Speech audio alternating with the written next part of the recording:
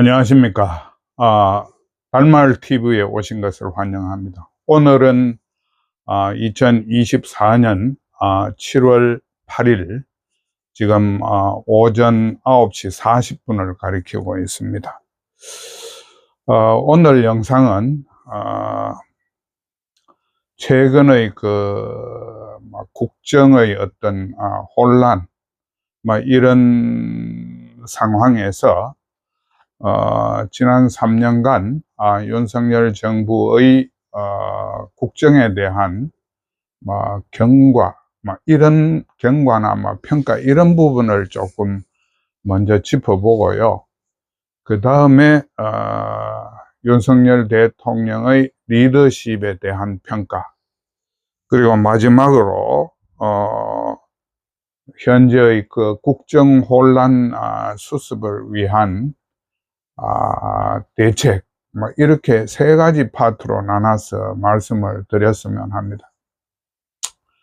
그런데 미리 말씀드릴 것은 역시 이번 영상도 의대 정원 증원 사태에 포커스를 좀 맞추게 될 것 같습니다. 그러면, 윤석열 정부 3년에 대한, 지금 이제 2년이 지났죠. 5월 10일로 2년이 지났고, 3년 차에 접어들었는데, 현재까지의 윤석열 정부의 국정평가를 잠시 좀 해봤으면 싶습니다.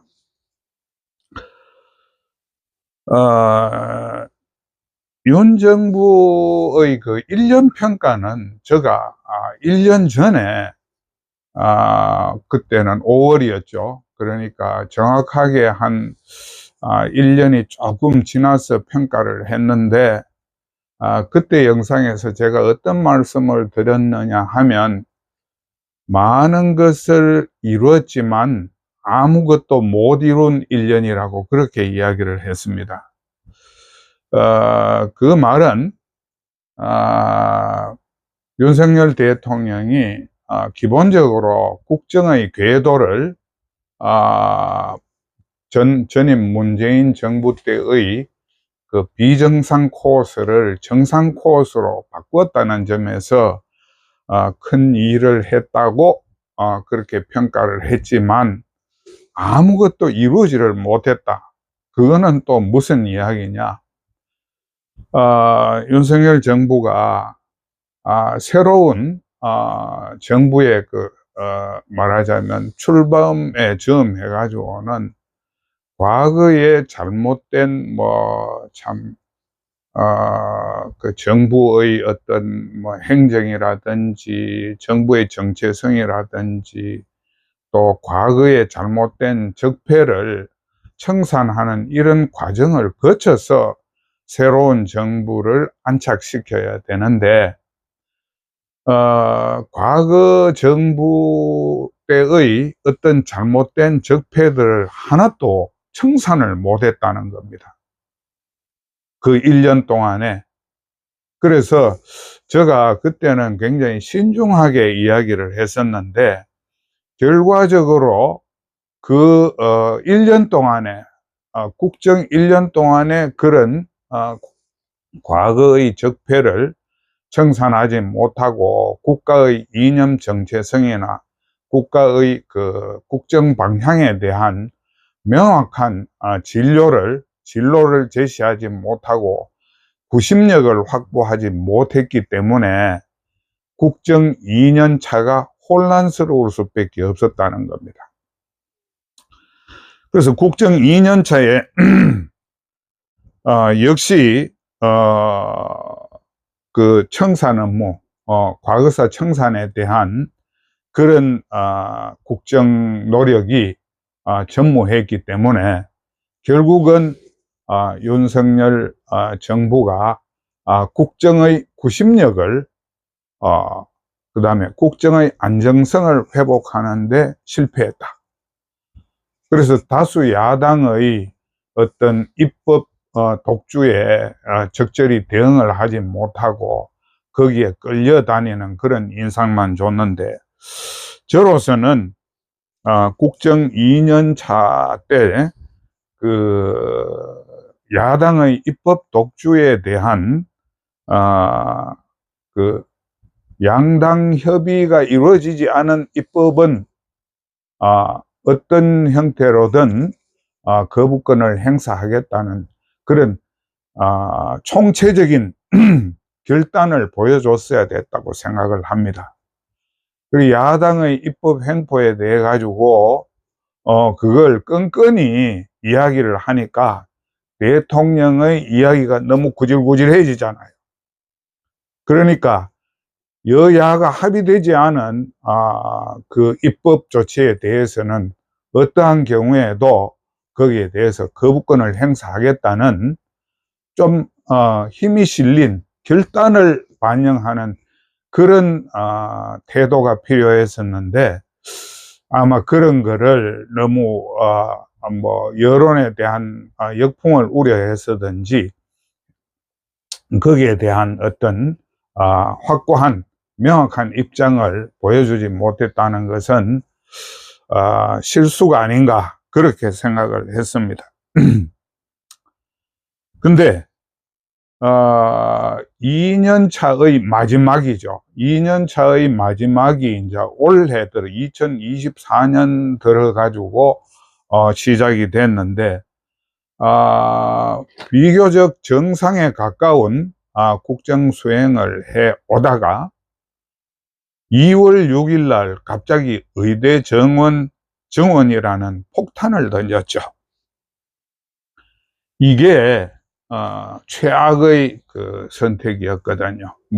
그 뒤에 그것을 합리화하는 해명이 있었지만 제가 볼 때는 다 그 부질없는 이야기고 정치적으로 도움이 안 되는 그런 일을 벌였을 때는 무슨 이야기를 해도 그 해명이 통할 수가 없는 겁니다.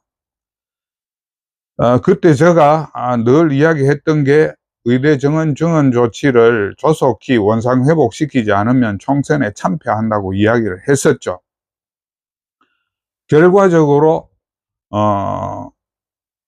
물론 이거는 저 개인 생각입니다만 의대 정원 조치가 길어지면서 국민들의 어떤 그 피로감 이런 거를 가져왔고 또 정부가 늘 뒷북치는 대책이나 내놓고 이런 식으로 했기 때문에 결국 총선에서 참패를 했지 않습니까? 그게 올해 4월 10일 이야기입니다. 그러니까 어떤 결과가 초래가 되느냐? 결국은 야당 정치 공세를 심화시켰을 뿐이라는 겁니다. 이거는 집권 1년 차 때 그 과거사 청산, 적폐 청산을 마무리를 적어도 어느 정도 했어야 됐는데 그걸 못 했거든요. 그 여파, 거기에 대한 그 반작용이 집권 2년 차에서 야당의 정치 공세를 강화시키도록 만들었고 총선에서 참패함으로 해가지고 이런 그 경향이 지금은 더 심해지고 있죠. 검찰청을 폐지한다든지 요즘은 입법이 아니고 이거는 시행규칙을 국회에서 남발하고 있어요. 그런 말도 안 되는 입법을 하고 있으니까 우리 그 민생이나 경제는 어떻게 되겠습니까? 그럼에도 불구하고 윤석열 정부가 거기에 적절한 대응을 못 해가지고 그 노상 그쪽에 끌려다니는 그런 인상을 주고 있죠. 그게 2024년 4월 일이었습니다. 근데 2024년 6월 윤 정부가 의대 정원 사태에 대한 해결을 계속 못하고 있었죠. 2, 3, 4, 5, 6, 5개월째 해결을 못하고 있으니까 어떤 일이 일어났습니까? 야당의 정치 공세가 대통령 탄핵으로 지금 전환되지 않았습니까? 전번 시간에 여기까지 말씀을 드렸습니다. 그 지금 대통령에 대한 탄핵 공세가 지난 일요일입니까?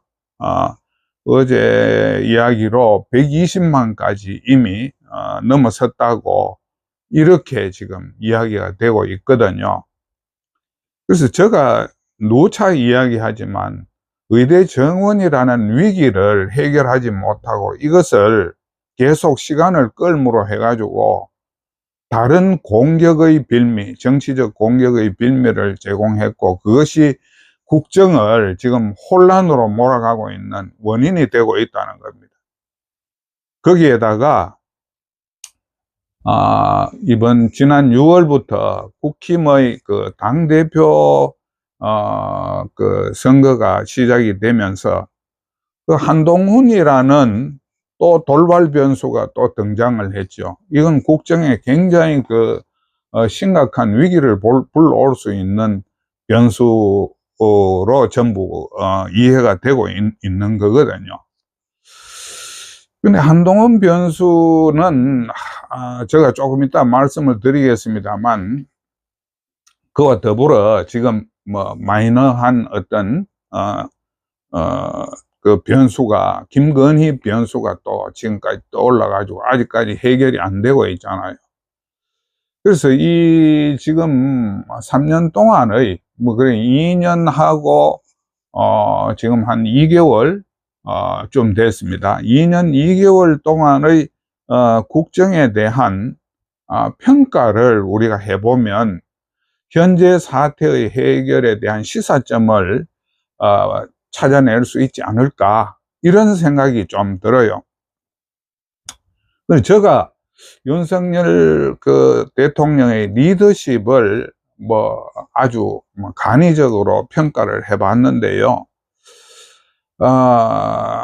그 특징 중에 한 개가 굉장히 중요한 겁니다.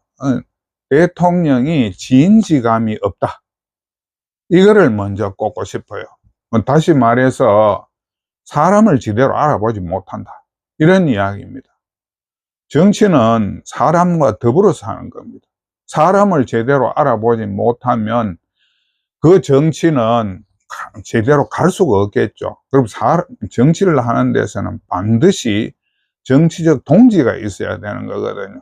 뭐 그게 어떤 맹목적인 동지라기보다는 그 이념적 지향성을 같이 하는, 그럼 세계관이나 국가관을 같이 하는 그런 동지들을 규합을 해야 되는데 대통령이 그런 부분에 대해서 굉장히 취약한 것 같아요. 우리가 한번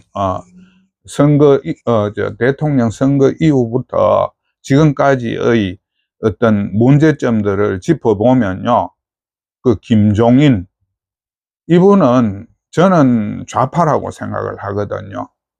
그 경제 민주화하는 거 그거는 보수적인 가치라고 이야기할 수가 없습니다. 저는 좌파로 분류하는 사람입니다. 그 다음에 이준석 그때 뭐 당 대표였죠. 근데 이 당 대표는 여당을 비판할 줄 모르는, 정부의 전횡과 탈선을 비판할 줄 모르는 대표였습니다. 그래서 저는 이 사람이 우파의 정체성을 가진 사람이라고 생각하지 않습니다. 그 다음에 이준석 사태가 진행이 되면서 결과적으로 김기현으로 당대표를 바꾸지 않았습니까? 근데 이 김기현 대표와의 관계도 그렇게 매끄럽지 못했고 결과적으로 뭔가 뭐 길이 엇갈리는 그런 쪽으로 나중에는 조금 뭐 보기 좋지 않은 모습으로 헤어지게 됐죠. 그 다음에 지금 나타나고 있는 이 한동훈 전 비대위원장에 대한 지인지감이 완전히 실패했다는 겁니다. 이 사람하고는 평생을 같이 했다고 해도 과언이 아닌데 이런 누구나 옆에서 뭐 적어도 신복 내지는 동지 정도로 이해하던 사람한테서 이런 대접과 이런 그 의견의 말하자면 뭐 차별성 뭐 차별성 정도가 아니죠. 거의 뭐 상대를 공격하는 수준으로까지 가는 이런 사람을 초대 그 법무부 장관에 앉혔다는 것은 결과적으로 엄청난 실패였죠.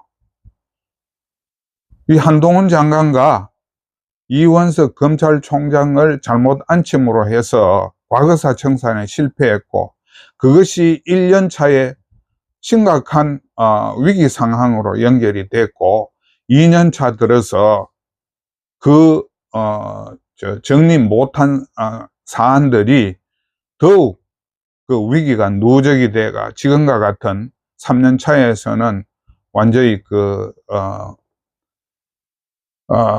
뭐 입법이라고 이야기하기 곤란한, 그야말로 그 입법 입법 농단 사태에 이르도록 하는, 그 다음에 범죄인 천국이 되도록 만드는 그런 결과를 만들어낸 게 한동훈, 이원석 총장한테 우리가 책임을 물어야 되는데, 그 사람을 발탁한 사람이 누구냐? 불행하게도 윤석열 대통령이라는 겁니다. 그래서 지금과 같은 이런 혼란을 불러왔다. 그때 1년 차나 2년 차에서 문재인, 이재명, 조국 사법 처리가 좀 완료가 됐더라면 아마 지금과 같은 이런 혼란한 정국이 연출되지는 않았을 겁니다. 그 때문에 윤석열 대통령이 국정의 구심력을 확보하는데 완전히 실패를 해버렸거든요. 그러니까 뭐 전부 각자가 자기 팔을 흔드는, 대통령은 뭐 그야말로 반쯤 허수아비 취급하고 이런 상황으로 오지 않았습니까? 그러니까 현재와 같은 사회 혼란이 더욱더 증폭되고 있다는 겁니다. 그리고요, 이 지인지감이 없다는 이야기하고 뭐 겹쳐지는 이야기입니다. 합니다. 뭐 일부분에서. 근데 그 대통령이 형세 판단이 굉장히 어두운 것 같아요. 물론 뭐 저도 이거 뭐 정치를 좀 전문 파트로 뭡니까 뭐 다루어 보고 그렇지는 않았지만, 언론인으로서 대통령의 형세 판단이 너무 어두운 것 같아요. 우선 그 과거사 청산, 적폐 청산, 그 다음에 우리 사회의 정체성 확립을 위한 그 부분에 대한 그 확고한 뭡니까 지향점을 찾아내지를 못했잖아요. 의형부형 2년을 그냥 보내가지고 지금과 같은 결과를 만들어낸 거 아닙니까? 그 다음에 부인 리스크도 이걸 조기에 뭔가 정리를 해줬어야 되는데, 여기에 대한 형세 판단도 늦었다. 그 다음에 역사적으로 이야기하면 왕이나 대통령이 힘을 쓰지 못하면요, 그 사회는 어쩔 수 없이 혼란 상태로 갈 수밖에 없어요. 그러니까 바로 그런 본인이 국정의 중심점이 되지 못하면 나라 전체가 어지러워진다는 이런 인식을 좀 못 가졌던 것이 아닌가, 이런 생각이 들어요. 그래서 제가 볼 때는 형세 판단이 어두웠을 뿐만 아니라 결단 능력이 부족했다. 개인 간의 어떤 과거의 어떤 뭐 인간관계나 이런 거는 초월해야 되거든요. 국가를 통치하는 사람이 개인 간의 어떤 부채라든지 빚이라든지 이런 개념으로 접근을 한다는 것은 말이 안 되거든요. 나라를 기준으로 해서 덕이 되느냐 안 되느냐 이런 차원에서 정리에 들어가고 국정을 운영해야 되는데 그 시기를 다 놓쳤다는 겁니다. 이미 본인은 대통령이 되는 그 순간에 죽기 아니면 살기, 호랑이 등에 올라탄 거기 때문에 그런 결단을 늦추면 자기가 죽게 되는 건데, 현재 그런 상황으로 가고 있잖아요. 그래서 이게 참 대통령으로서 정치를 하는 대통령으로서 불행한 그런 말하자면 자질을 현재까지 보여왔다. 뭐 앞으로 나아질 수도 있겠죠. 그러니까 제가 그런 말씀을 드립니다. 그 다음에 윤 대통령의 리더십 평가에서 제가 한 개 지적하고 싶은 것은 위기 인지 능력이 떨어진다. 제가 볼 때는 의대 정원이 가져올 위기를 전혀 이해를 못했는 것 같아요. 뭐 아직도 그 참 밀실에서 이뤄진 의대 정원이 뭐에 근거해 가지고 어떤 사고에 어떤 이념에 기반해 가지고 이렇게 됐는지는 모르지만 그것이 가져올 파괴력과 그 다음에 그 국가 위기 상황에 대한 인식이 전혀 없었던 것 같아요. 그러니까 그렇게 추진을 했겠죠. 얼마나 우리가 말렸습니까? 결과적으로 총선을 참패하고 그 위기 인지 능력이 위기 인지 능력의 결여가 지금과 같은 위기를 계속 누적시키고 있다는 겁니다. 그 다음에 대통령의 리더십 중에 한 가지가요, 제가 볼 때는 무모하고 난폭하다는 겁니다. 이거 참 좀 세련되지 못한 거죠. 국정을 하는 데는 이 굉장히 위험한 요소가 될 수 있습니다. 의대 정원은 그야말로 폭탄 던지기를 한 거잖아요. 무모하고 난폭했던 어떤 조치였던 거거든요. 그게 지금 윤 대통령이 겪고 있는 모든 위기의 출발점이었습니다. 저는 분명히 그렇게 인식을 하고 있습니다. 그다음 마지막으로 대통령 리더십에 한 가지 더 이야기하자면 유연성이 떨어진다. 정치라는 것은 생물 아닙니까? 순간순간 하루하루, 물론 우리가 장기적인 지향점은 있어야 되겠지만 그 일상적인 정치의 문제는 유연성으로 해결을 해야 되거든요. 그런데 우리가 의대 정원이라는 폭탄을 던져 놔놓고 그 뒤의 처리 과정을 보면 유연성이라고는 찾아볼 수가 없어요. 내가 이길 전쟁인지 질 전쟁인지, 내가 공격을 해야 될 상황인지 수비를 해야 될 상황인지, 전진을 해야 될 상황인지 후퇴를 해야 될 상황인지 이거를 구분을 못해요. 그러니까 자꾸 이런 난맥상이 확대되고 있는 거 아니겠습니까? 그래서 윤 대통령에 대한 지난 2년 2개월간의 그 리더십에 대한 평가를 해봤고요. 마지막으로 세 번째 문제입니다. 지금과 같은 국정 혼란 수습을 위한 우리가 재언이 있다면 어떤 것이겠느냐, 그 부분에 대해서 제가 잠시 이야기를 해보겠습니다. 물론 제가 참 언론 생활은 오래 했지만 어떤 분야의 전문가라고 이야기하기는 어렵거든요. 그런 한계점을 좀 봐주시고 들어주셨으면 합니다. 우리가요 위기 관리 수칙에서 여러 가지 내용들이 있는데, 예를 들면 인간적이 되라라든지 그런 것도 있고, 근데 그 위기관리 수칙 중에 한 가지가 그 문제 해결 능력을 보여주라는 겁니다. 한 가지 문제를 해결할 능력을 보여주면 국민들이 두 가지, 세 가지 문제에 대해서도 신뢰를 한다는 겁니다. 그런데 한 가지 문제에 대한 해결 능력을 못 보여주면 두 가지, 세 가지도 못할 것이라고 이렇게 전부 짐작을 해버리는 것이에요. 그런 이미지가 바로 국정의 동력이 되고, 아니면 국정 동력을 상실하는 원인이 되는 것이거든요. 그럼 지금 대통령이 그 위기 관리할 수 있는 분야가 뭐가 있겠느냐?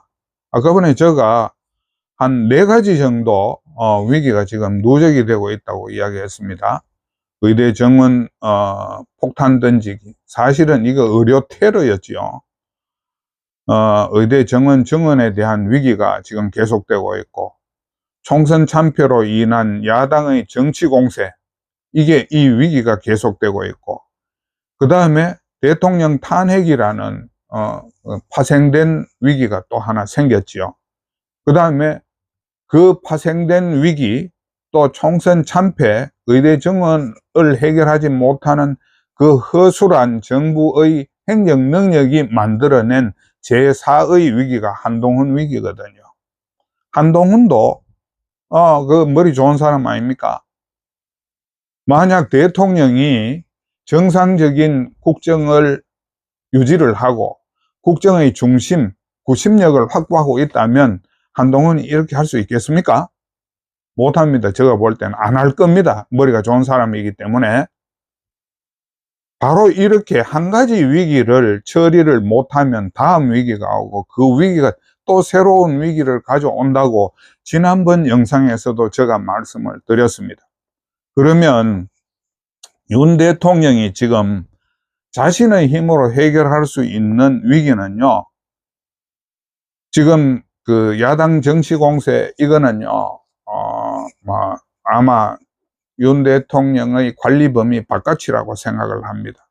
대통령 탄핵 청원도 이 국민들이 하는 것이라서 자기가 거기에 대해서 어떤 직접적인 힘을 쓰기가 곤란해요. 그 한동훈 변수도 윤 대통령이 국정의 구심력을 확보하지 못하는 한 이분의 이탈이나 반항 탈선, 이거는 저는 계속될 걸로 생각을 하거든요. 그래, 윤 대통령이 할 수 있는 위기 관리의 능력을 보여줄 수 있는 범위는 딱 한 가지밖에 없습니다.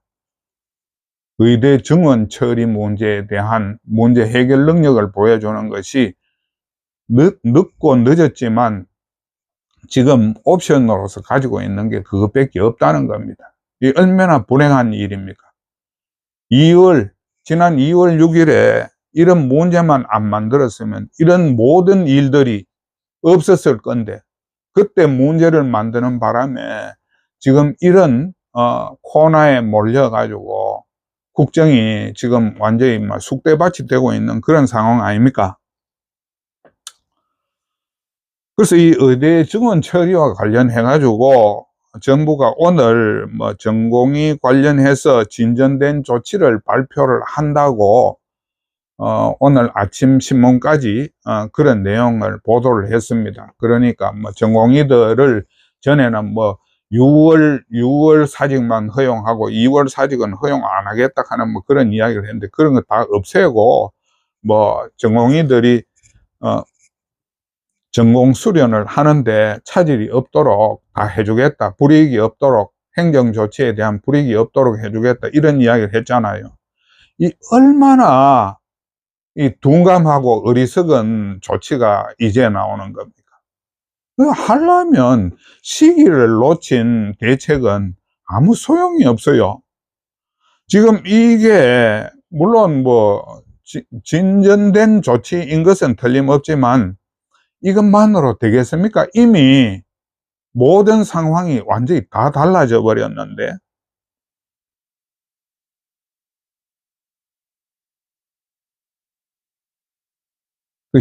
그 대책이라는 것은 그 시기에 맞춰야 되거든요. 그래서 제가 아까보다도 유연성이 부족하다고 이야기를 했는데, 정부가 지금까지 내세운 정책이란 것이 전문의 중심병원을 운영하겠다, 전공의 대신에 전문의 중심병원, 돈이 어디 있습니까? 사람은 구해낼 수 있습니까? 저는 이거 좀 허황한 정책이 아닌가 이래 생각해요. 그래서 3년간 의대 교수 1000명을 확보하겠다 이렇게 했습니다. 지방의료가 이런 1000명을 확보할 인력도 없으려니와 지방의료를 공동화시킬 그런 가능성이 굉장히 크겠죠.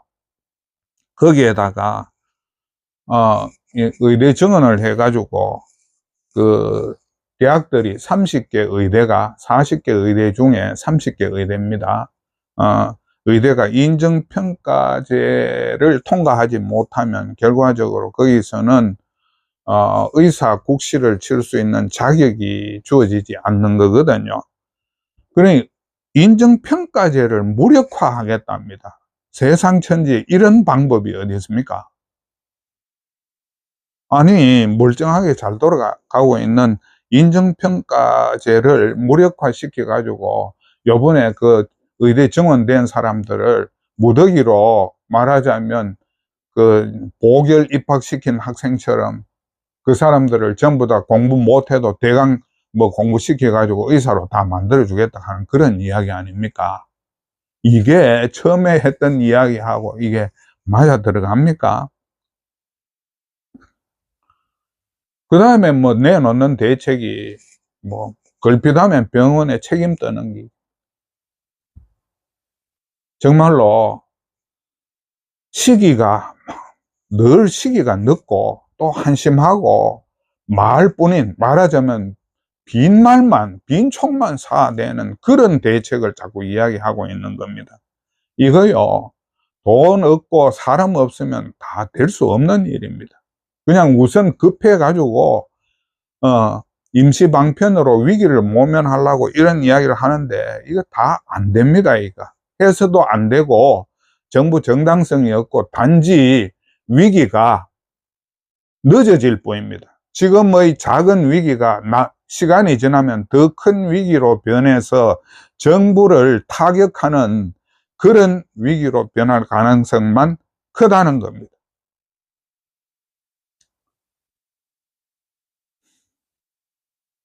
그래서 지금 이런, 제가 지금 누차 이야기하지만 찔끔 대책 좀 하지 말라고. 되지도 안 하는 찔끔 대책. 이 대책이라고 내놓는 게 늘 가면 헛발질하고 시간은 벌써 다 지나가고 버스 지나가고 난 뒤에 손 드는데 차 세워줍니까? 이미 늦었습니다. 그렇게 이야기하기에는 모르겠어요. 뭐 우리 전공의들이나 의대생들이 또 뭐 다른 생각이 있어서 뭐 갑자기 복귀할지는 모르겠지만 제가 볼 때는 지금 이미 거의 백약이 무효예요. 정부는 신뢰를 잃었기 때문에. 그 다음에 의사들을 거지, 노예, 바보 취급을 했기 때문에 이분들이 더 이상 이런 자존심 상하고 자기 의사로서의 직분을 부정하는 이런 정부와는 상대하지 않겠다 하는 거 아닙니까? 내가 의사를 안 해먹었으면 안 해먹었지 너하고는 상대하기 싫다. 지금 이런 태도를 보이고 있는 거 아닙니까? 이 문제 해결이 되겠습니까? 그래. 전부 날치기 우격다짐식, 그 다음에 뭐 경찰 동원해가지고 그 다음에 뭐 돈으로 뭐 압박하고 죄고 이런 걸로 해가지고 정책을 실현시킨다 하는 그런 참 그 후진적인 어리석은 생각으로 이 국정을 하니까 위기가 커질 수밖에 없는 거 아닙니까? 예산도 없고 의지도 없으면서 그냥 이빨림으로 하는 그런 이야기는 안 됩니다.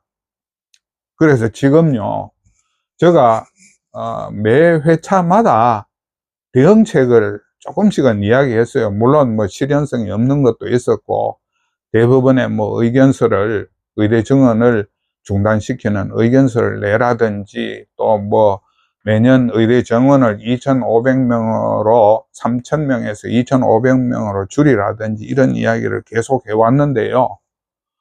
자꾸 시간이 지나니까 저도 이제는 뭐 대책을 제시하는데도 한계가 있지 않습니까? 뭐 대책이 그 어디 뭐 공장에서 찍어내는 상품도 아니고 말이죠.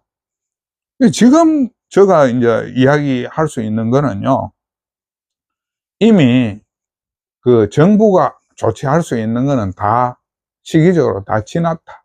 이제는 더는 그 위기를 봉합할 수 있는 그런 능력이나 신뢰성을 상실했기 때문에 안 된다. 그러면 어떻게 해야 될 거냐? 차라리 제가 이게 좀 냉소적으로 이야기하는 건지는 모르겠습니다만 의협이나 전공의들이나 의대생들한테 이번 사태에 대한 대안 마련을 의뢰하세요.